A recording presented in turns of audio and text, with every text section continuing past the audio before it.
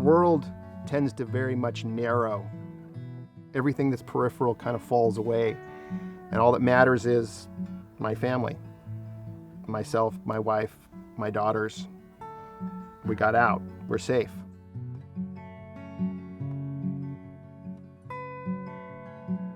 My name is Dan DeLong, and in August of 2020, our property here in Ben Lomond was burned over in the CZU Lightning Complex fire. When we saw that the CZU Lightning fire had sparked multiple fires, and the fires were basically headed towards both farms, there was a period of time where we thought we would definitely be losing everything. It was a pretty intense fire, especially in big basins, that if you were here and could look around, you would see the devastation.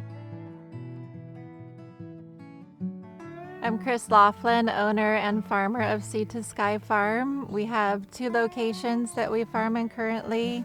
The first, we call the Sea Farm, is near Waddell Creek and Beach in Rancho del Oso, surrounded by big basins, Redwood State Park, that burned heavily in August of 2020.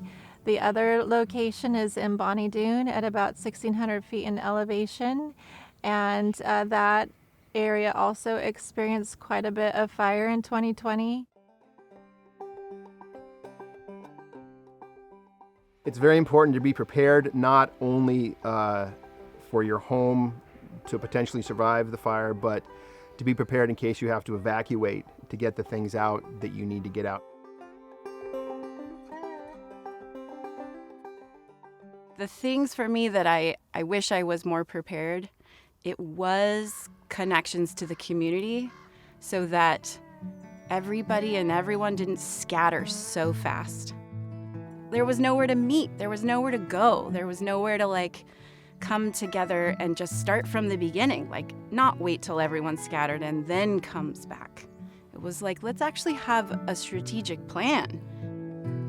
Moving forward, we are very prepared for wildfire, and within our preparation plans is strategic action to keep the neighborhood together, because we lost 7 houses in this neighborhood right on this road, and 2 of those families I have never seen again. They're just gone. Fire needs 3 things to burn. It needs fuel, it needs heat, and it needs oxygen.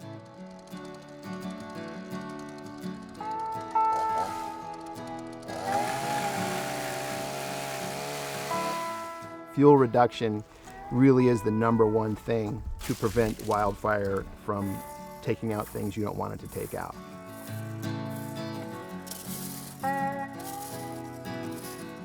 To look around the property, look at what fuel for fire there could be and eliminate that, whether it's chipping or burning. And then the second thing would be to look at how you're structuring the soil and its integrity. As a farmer who strives to farm organically, sustainably, and ecologically, it's really important that we treat the soil in a way to keep the balance of the land.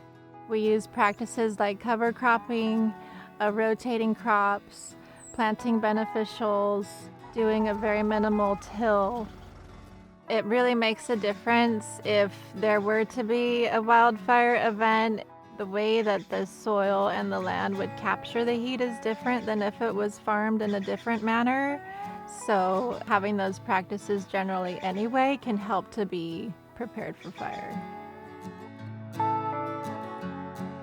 If you have a water source, a static water source like a pond, it's a very good thing. We had 30,000 gallons of water on our hill in water tanks. All the tanks melted, but the pond survived. And having that water source can be huge, can make all the difference. A lot of the people that stayed and defended during CZU had tanks in the back of their pickup trucks. Only 250 gallons, but again, if it's a fightable fire, if it's a fire that you can actually fight from the ground, you're going to have a little ember here that's starting up. You drive over to it and squirt water on it and put it out, as opposed to having to drag hundreds and hundreds of feet of hose from your pond or your static water source over there. Here at the Sea Farm, we prepared by running a line of sprinklers completely around the perimeter of the farm and turned the irrigation on and kept it going pretty much 24/7 for a couple of days before the fire was actually here. And that made a huge difference in terms of what didn't burn. There were only 2 branches of avocado trees that got a little bit singed, but otherwise this location was pretty much untouched in terms of where all the crops are. When you're thinking about different systems to have in place to be prepared, having a backup generator as a power resource is really important so that in the event of a major disaster, you can keep all the systems running as they normally would anyway, especially irrigation and having that backup water resource. The CZU fire really drove home how important it is to be flexible with your equipment, to have backups of your backups, and to maintain that equipment. You know, every spring I will now pull out the equipment, we'll go through everything, we'll make sure things have fluid, have fuels, and are tested. It's fun with the kids. We'll fire up the pump and squirt water out of the pond, and the kids love to play in the water. I would recommend making sure that you can prepare the ground if you know that there's going to be a wildfire coming. Like, for example, we hopped onto the tractor and attached the disc to create a fire break. But also having the dirt roads surrounding the farm in various areas created that natural break. And then having the proper equipment, I think, is really important so that you can go and do those tasks that need to be done to prepare when you know that it's coming.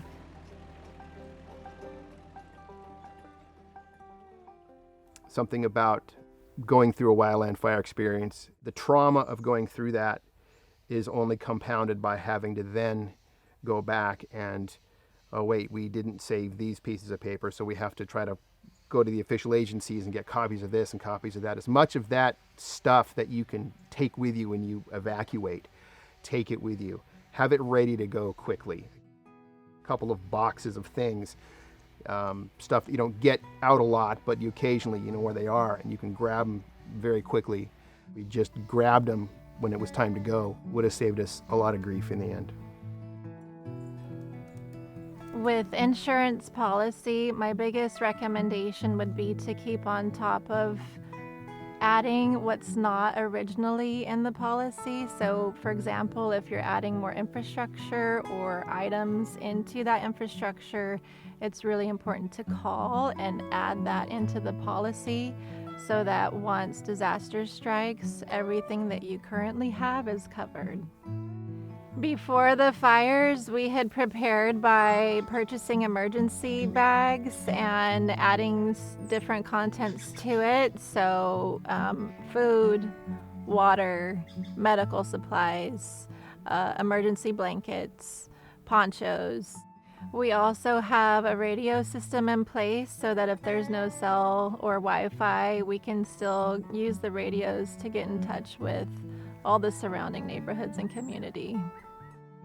It's hard when there's a million things that need to be done on the farm every day, but by taking that extra time and doing that little bit of prep work could really make a difference in the long run. And hopefully there'll never be a fire to have to worry about, but in the event of one, if you can prepare, it would really help a lot.